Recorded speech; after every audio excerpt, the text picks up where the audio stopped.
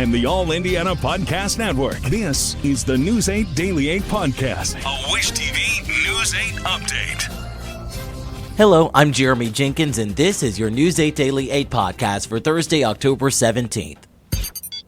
This Halloween, ghoul all out with Instacart. Whether you're hunting for the perfect costume, eyeing that giant bag of candy, or casting spells with eerie decor, we've got it all in one place. Download the Instacart app and get delivery in as fast as 30 minutes. Plus, enjoy $0 delivery fees on your first 3 orders. Offer valid for a limited time. Minimum $10 per order. Service fees, other fees, and additional terms apply. Instacart, bringing the store to your door this Halloween.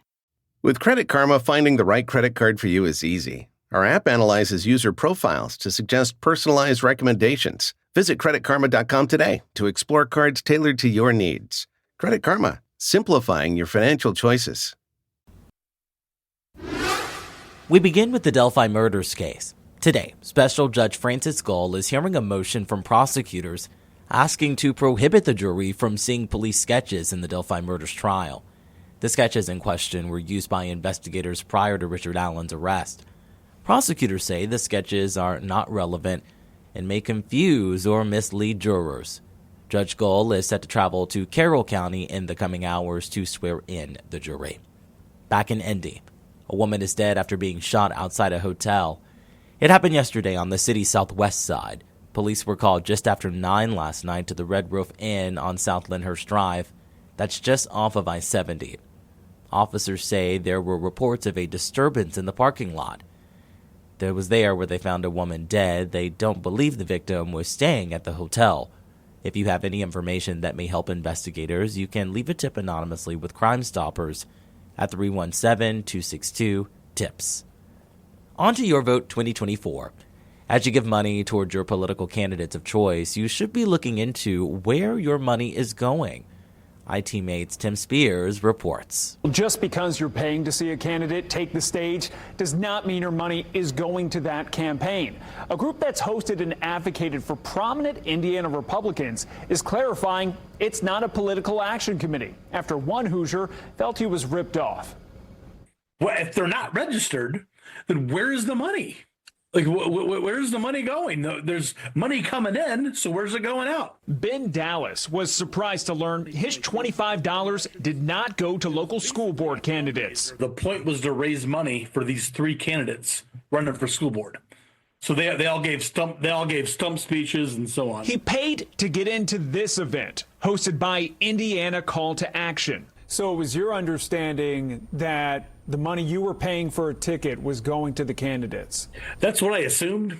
How would you feel if you found out that they actually weren't giving this money to the candidates? I would feel ripped off. Call to Action has hosted events with local, state, and federal Republicans, including Representative Jim Banks, former Attorney General Curtis Hill, and current Attorney General Todd Rokita. Now, its website has a disclaimer saying it is not a political action committee and does not contribute to political candidates. Only after I questioned them, they then changed their website. Clifton French, who runs a conservative news site, was a featured speaker at the event Dallas paid to see. French now believes, despite Call to Action's disclaimer, it is acting as a political action committee, even if it's not registered as one. Take this August 2023 event with Congressman Banks, who's running for Senate. A poster for the event has a Jim Banks for Senate logo. Seems to endorse him as the only true conservative running for Indiana's U.S. Senate seat and includes a link to his campaign website,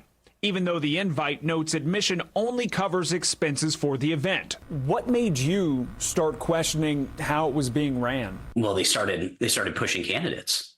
Indiana law generally defines a political action committee as an organization trying to influence an election or ballot question and accepts or spends more than $100 to do that.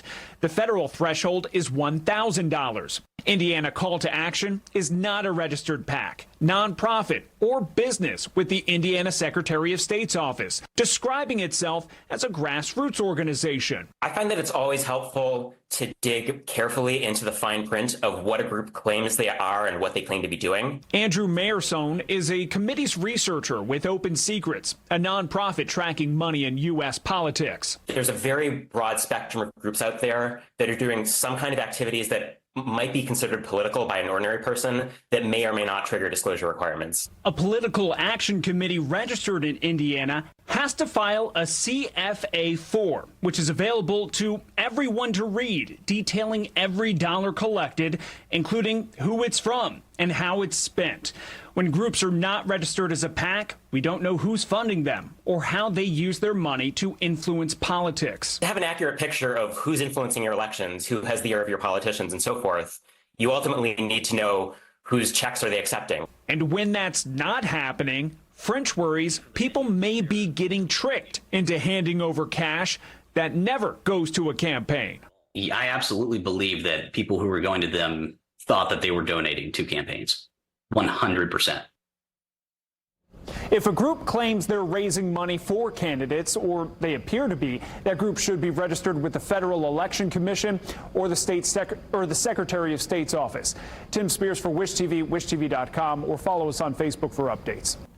An update out of Avon. Police have released the name of an Avon middle school student killed in a weekend crash. Braxton Garvin was 12 years old. Investigators say he was riding his bike with a friend Sunday when a car or truck hit him. It happened on US 36. Avon police say the driver stayed on scene and cooperated with officers. There's no immediate word if the driver could face charges.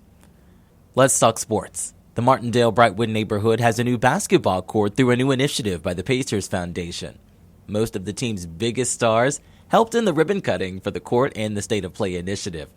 The foundation says it will be one of many basketball court revitalizations. Kids get to pretend to be their heroes, the players that inspire them. They drop back for the long three and pretend the clock's counting down. They do that no-look pass thinking they're going to be on the highlight reel. But the other thing that happens is they get to learn a lot about who they actually are. They be a part of a team.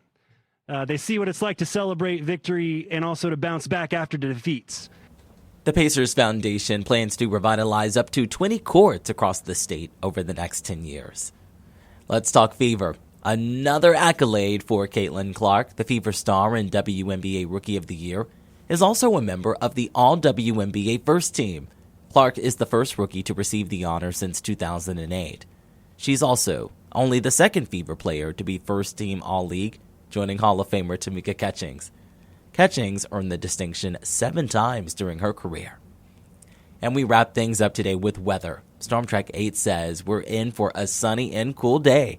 Meteorologist Drew Narsutis has your News 8 Daily 8 forecast. It won't be quite as cold over the next few mornings, so maybe breath might not be visible for another week or so here, at least in downtown Indy. So let's take a look at a forecast outside where, again, if you're in a more rural part of our region, you might see frost once again sneak into your forecast tomorrow in the morning hours. But UND Cam likely showing plenty of sunshine here and plenty of sunshine all across the state. As a result of all that sunshine, we are at about 50 degrees right now and not too much really going on. I'm starting to think the Columbus thermometer out there at the airport is a little goofed up because I doubt they're at 39 at this hour. Maybe they are, but just looks a little funky to me as everybody else is right around that 50-degree mark, give or take a few degrees. The entire state looking at sunny conditions, and we're also looking at any sort of early morning fog, which was around in a few communities off towards the northeast, fading towards that sunshine and 60s in the afternoon hours. Now, we will, again, cool down as we clear out moving into tonight. However, I think we'll have just enough of a southerly breeze to keep things around the 39-degree mark here in Indianapolis, unlike this morning where we dropped to 36 and some patchy frost was around. I think that the widespread frost from what we saw in the forecast this morning won't be so widespread tomorrow, but it might still be around, and then we are going to keep an eye out for chances of sunshine, hopefully warming us up into the 70s and 5 to 10 degrees above average for this time of year by the weekend and beyond. We'll talk more coming up. To get a peek at Drew's full forecast, just head over to wishtv.com, or you can download the Wish TV Storm Track 8 app. And don't forget to check out our Storm Track 8 weather blogs.